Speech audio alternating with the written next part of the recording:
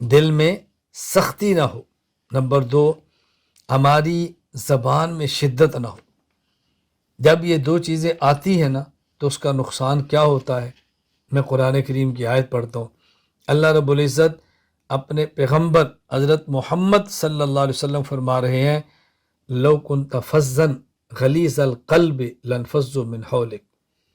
اے پیغمبر، لو کنت فظا، اگر آپ کی زبان الیاذ باللہ درست ہوئی اور آپ کا دل ان کے لیے سخت ہوا، یہ صحابہ چلے جائیں گے۔ لانفضوا من حولک، یہ نبی کو اللہ صحابہ کے لیے فرما رہے ہیں۔ بتائیں میں اور آپ کس کھاتے میں ہیں، کس باغ کی مولی ہے، ہماری اوقات کیا ہے؟ اور یہ ذہن میں رکھنا، اللہ اس پیغمبر کو فرما رہے ہیں جن کو قرآن کہتا ہے انک لعلی خلق عظیم۔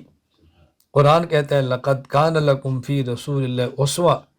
قرآن کہتا ہے لم نشرح لک صدرک۔ قرآن کہتا ہے ورفعنا لک ذکرک۔ یہ وہ پیغمبر ہے، یہ اللہ اپنے پیغمبر کو خطاب فرما کے پیغمبر کی امت اور نبی کے ورثہ علماء کو سمجھا رہے ہیں۔